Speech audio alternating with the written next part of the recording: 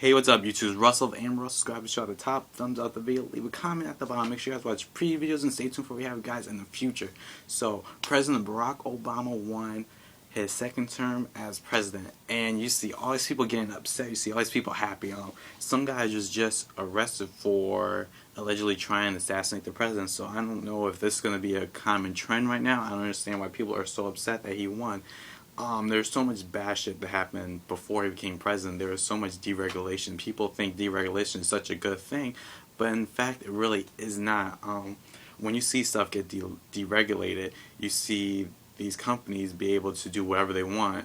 For instance, you see manufacturing companies, you see such a high spike in them outsourcing. You see them not following the rules, and that's why there's so much E. coli in the food. I was watching this movie in my class, the Food Inc. I bet you guys, a lot of you guys seen that, how they get the mass-produced foods out there to people, and it's just so disgusting how one hamburger could contain 1,000 different cows' meats, and how sad it is how these cows are treated, and these pigs and these chickens and all that stuff. So another thing, people keep on saying, oh, he's the welfare president. People who are on welfare, they're lazy. You can't not say everybody on welfare are lazy. Of course, there is a small group of people who, sit home and watch Mario all day. But people who are on welfare, they aren't just those people who are lazy and, watch TV all day and don't want to try to get jobs. They're the wives of husbands who are sick, and they have to be the sole caregiver for the family. They are the moms, they are the families who were, spent all this money, got this big ass loan from the banks, who said, oh, you could buy this $7,000 house, $700,000 house, and then the banks are betting on them to fail, and then they take out this loan, and then they can't be able to afford it to pay it back, and then these people who are living in these neighborhoods where all these homes are getting foreclosed, now they can't afford, they want to possibly move, and their houses are valued are so much less than what it actually were when they first bought their homes. They're the kids who graduated from college, expecting to get a great paying job as soon as they leave, and as soon as they enter the workforce, what happens? They're getting paid minimum wage, they're getting paid underscaled, they're getting paid under their working jobs that they are too high for. They are working jobs in retail and anything. They're working jobs that they weren't wasted their time. Well, not wasted, but they decided to take out their time to do education for. And they have all these loans waiting for them that are building interest and more interest as more time it takes for them to pay it off. And so these are the people who are on welfare. So for people to say people on welfare are lazy and are ungrateful and just have their hands out, that's so untrue. What's the difference between giving money to help someone versus giving money to these big companies that should have been bankrupt, but instead of going bankrupt, the government gave them money? That is welfare if you look at it. And for people to sit, and for those same people to go out and get these bonuses and these untaxed money and be able to write it off and say, oh, it was a business expense. Where is that? Why are we not complaining about that? But you're complaining about having tax dollars, which is only 1% of tax dollars gets spent on welfare and food stamps and stuff like that. But I'm congratulating President Obama. I voted for him. This is my first ever presidential election I got to vote for. I just turned 21. I was 17 when he was did his inauguration. I didn't turn 18 until a couple of months after, so I wasn't able to vote the first time go around. So I was happy I was able to vote for him this time. Voted minorities and Hispanics and blacks and the young all came out in support of him, as well as women. And it was just a good look for President Obama, and hopefully he's able to do more this time around. Hopefully this country at the end of the day will be able to join together and work together versus fighting each other and trying to make one side look bad just so that they could make a point and make him be the worst president ever. I mean, he can do nothing but nowhere but go up, basically. That's the only thing you could do, because he's a second-term president. And so what you're going to do, can't stop him from being a three-term, because there's no such thing anymore. Moving on, Christina Aguilera new album Lotus was just released other day, and I gotta say it's pretty decent. Compared to other albums, I would say it's Strip. Then I would say it's Back to Basics, and then I would say Lotus is somewhere in between that and Bionic and Christina Aguilera. To me, Christina Aguilera isn't the best album from her because of the fact that it was her debut. It wasn't what she really wanted, though there are a ton of songs that were hits and great classic Christina Aguilera songs. Lotus.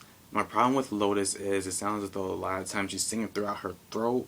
Her voice has changed dramatically. I wish there was an album between Stripped and Back to Basics, because I think that was the prime of her voice, and also that was also still her peak of her career. I think her peak was probably Beautiful, and that Grammy performance and that whole 2004 time. I think she should have had something out, at least an EP or something.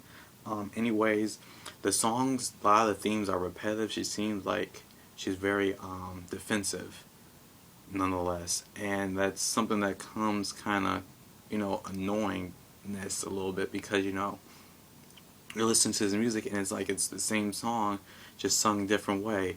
Some standout songs are Make the World Move. She performed that on The Voice and she cracked really badly. I'm like, what the fuck? I'm not predicting huge first week sales because she has not been promoting this album whatsoever. Other standout songs, Lotus, the intro, it's really good, sets the mood for the album. Sing for Myself, that's a good song. It's about her singing about how she doesn't care, she's singing for herself. This is her voice and she likes the way it sounds, so she could give a fuck about what you have to say. Circle's a pretty decent song, which is basically about bashing people who talk about her. Empty Page, I think it's called. That's also a good song. Make the World Move is a good song. I said already, it's her and CeeLo, and the song is basically about being free and doing what you have to do and being a good person. Let's see what other songs are on this album.